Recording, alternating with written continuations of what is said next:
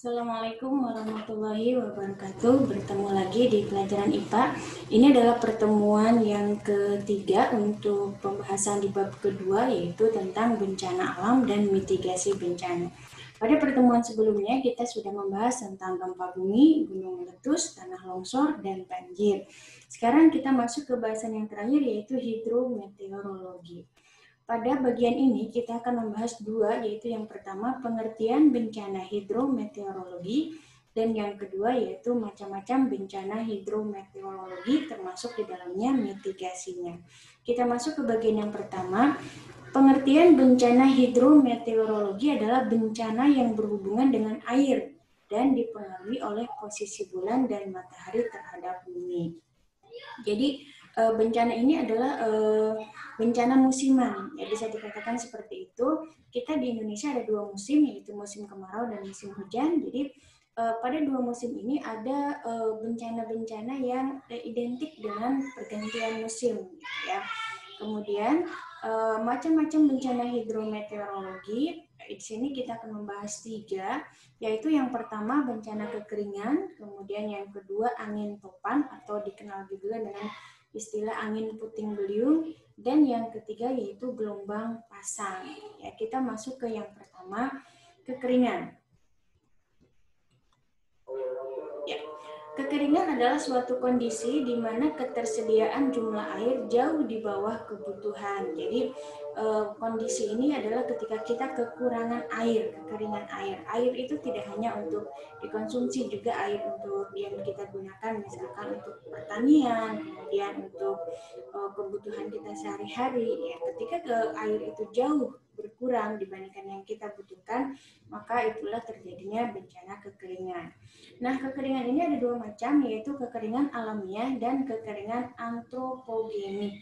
Perbedaannya, kekeringan alamiah itu adalah kekeringan yang alami, sifatnya alami atau tidak alamiah atau tidak campur tangan manusia. Misalkan keadaan suatu wilayah, misalkan dia kalau misalkan bukan di padang pasir, ya kita tidak ada padang pasir. Misalkan di suatu wilayah, misalkan daerah pesisir, itu yang tanahnya memang kandungan airnya lebih sedikit, itu akan lebih rentan mengalami kekeringan. Kemudian contohnya lagi, memang kandungan air di wilayah itu sedikit, atau misalkan ada musim kemarau yang panjang sehingga mengakibatkan kekeringan di daerah itu sifatnya alamiah. Kemudian yang kedua, kekeringan antropogenik, ini adalah kekeringan yang disebabkan oleh kegiatan manusia. Misal, sebetulnya di suatu daerah itu airnya berlimpah, tetapi karena eksploitasi atau misalkan penggunaan yang tidak bijak dari kita yang menggunakan air secara berlebihan, sehingga seharusnya misalkan tidak terjadi kekeringan, tetapi terjadi kekeringan. Misalkan pada wilayah yang ada sumber air atau misalkan ada danau, misalkan ada situ, karena kita menggunakan situ atau air danau itu secara berlebihan, maka ketika terjadi kekeringan, ketika terjadi kemarau panjang, misalkan terjadi kekeringan, itu disebutnya kekeringan antropogenik. Kemudian, apa yang bisa kita lakukan jika terjadi bencana kekeringan? Yang pertama adalah kita harus bijak menggunakan air.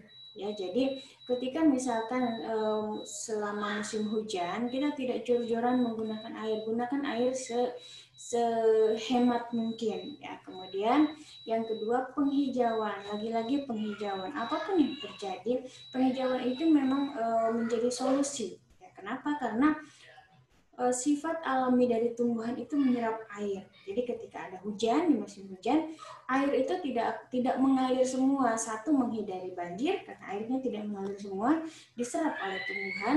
Yang kedua, ketika musim kemarau, pohon ini akan mengeluarkan atau apa yang disebutnya air-air yang tertahan itu, mereka mempunyai kandungan air cadangan seperti itu yang bisa kita gunakan.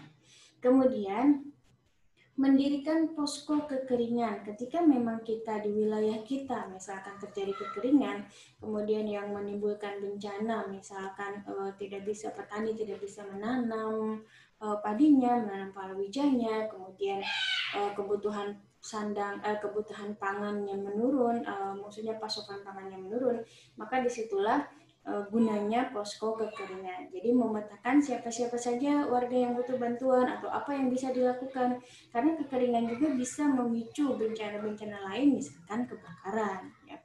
Kemudian selanjutnya kita bisa memantau atau memetakan daerah-daerah yang rawan kekeringan. Misalkan apakah bisa diprediksi? Bisa, karena kita mempunyai wilayah-wilayah memang pada dasarnya rawan akan kekeringan. Nah, ini kita petakan. Ketika kita sudah mempetakan, pada saatnya nanti ada kekeringan, bisa kita tanggulangi seperti itu. Kemudian kita masuk ke bagian yang kedua, yaitu angin topan atau dikenal juga dengan angin puting beliung. Angin topan ini pengertiannya adalah pusaran angin kencang dengan kecepatan sampai 120 km per jam atau bahkan lebih. Jadi angin topan ini adalah angin yang istilahnya melebihi atau kecepatannya melebihi rata-rata. Kenapa berbahaya? Karena ketika angin ini membentuk pusaran, maka segala yang ada atau yang dilewati oleh angin puting beliung, angin topan itu akan berbahaya seperti itu. Kemudian apa yang bisa kita lakukan ketika daerah kita rawan terjadi angin puting beliung? Di wilayah kita, wilayah Cibarusah juga angin puting beliung itu ada, tetapi tidak sekuat atau tidak sebesar di daerah-daerah lain. Ya, ini contohnya yang digambar ini adalah di daerah Ngawi, Jawa Timur. Yang bisa kita lakukan adalah yang pertama, kita bangun atau kita mempunyai bangunan yang kuat. Ya, nah, maksud kuat di sini adalah yang sebisa mungkin tahan terhadap angin. Ya, kalau misalkan anginnya tidak terlalu besar, masih bisa kuat. Misalkan dindingnya tembok, memiliki fondasi dan lain sebagainya. Kemudian lagi-lagi yang kedua, mitigasi yang bisa kita lakukan untuk menanggulangi angin topan adalah reboisasi atau penghijauan. Ya. Kemudian apalagi yang bisa kita lakukan ketika memang angin topan itu menerjang? Amankan surat-surat berharga, ya, karena surat-surat ini pasti akan sangat penting untuk kehidupan kita saat ini, besok, dan kedepannya. Jadi sebisa mungkin amankan atau simpan surat berharga di tempat yang paling aman di rumah kita.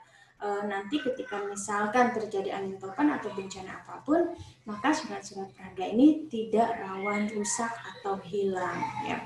Kemudian apabila kita berada di wilayah pantai, yang bisa kita lakukan adalah karena angin kencang ini bisa menimbulkan gelombang pasang atau misalkan air lautnya tidak stabil, maka perahu kita ditambatkan dengan kuat. Tujuannya adalah agar tidak gampang terbawa arus seperti itu. Ini untuk angin topan. Kemudian yang ketiga, kita membahas gelombang pasang. Gelombang pasang ini berbeda dengan tsunami ya. Kalau tsunami itu gelombang pasang yang sangat di atas gelombang pasang biasa. Jadi gelombang normal, kemudian gelombang pasang, baru kalau misalkan sangat luar biasa ketinggian airnya disebutnya tsunami.